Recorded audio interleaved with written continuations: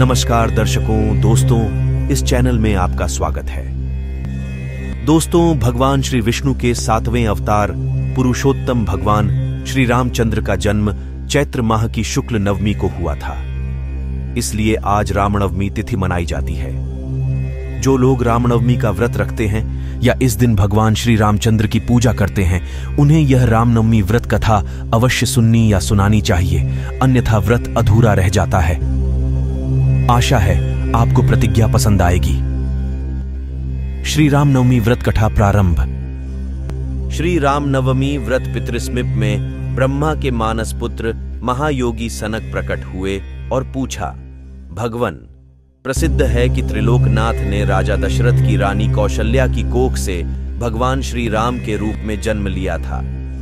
दशरथ और कौशल्या का भी यह पुण्य था कि दुर्बदल श्याम श्री राम उनके घर अवतरित हुए। ब्रह्मा ने कहा, बेटा, तुमने जगत के कल्याण के लिए अत्यंत पवित्र प्रश्न पूछा है, उसका उत्तर सुनो।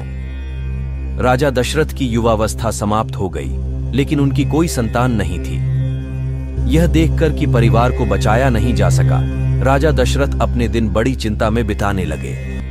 अंत में उनके पारिवारिक पुजारी वशिष्ठ देव ने राजा से कहा कि वह अपनी पत्नी को शिव दुर्गा मंत्र का जाप करने के लिए अपने साथ ले जाएं। राजा दशरथ और उनके चरवाहे पतिप्रायण कौशल्या ने ध्यान लगाया और शिव दुर्गा मंत्र का जाप किया। उनकी कठोर तपस्या से शशिशेखर कैलाशपति को देखकर राजा की खुशी का ठिकाना नहीं रहा।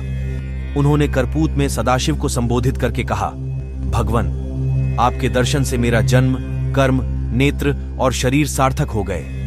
सदाशिव ने कहा, राजन, तुम जो चाहो मांगो और मैं उसे पूरा करूंगा।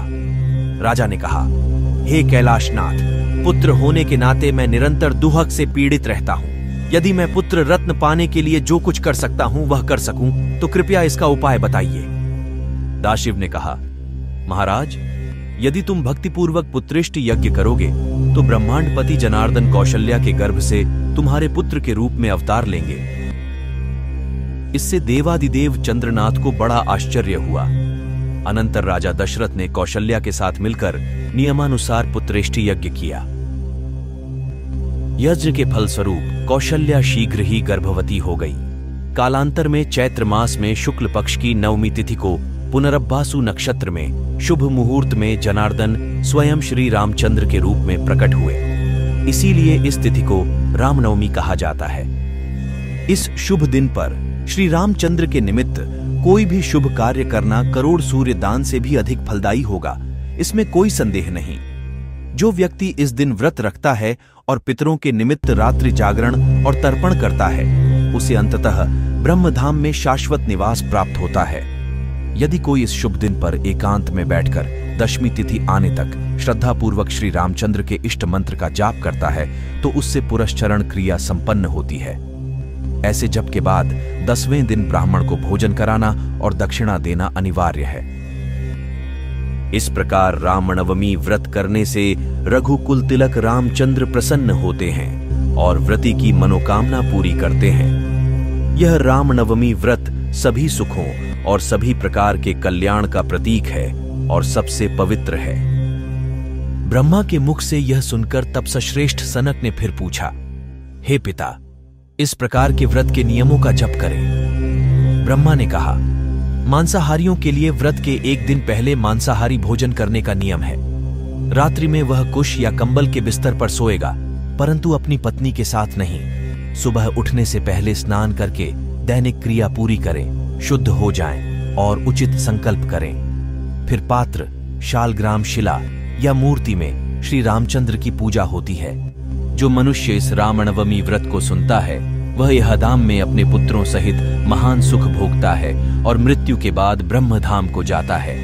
इसे भक्तिपूर्वक सुनने से रोगी के रोग दूर हो जाते हैं, बांझ स्त्रियों को दीर्घायु पुत्र की प्राप्ति होती है और वे उपपत्नी के दर्प को कुचलने में सक्षम होती हैं।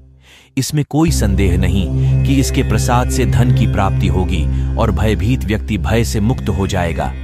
इस व्रत, विभिन्न यज्ञों, कठोर तपस्याओं और तीर्थ यात्राओं से जो पुण्य मिलता है वह प्राप्त होने की कोई संभावना नहीं है।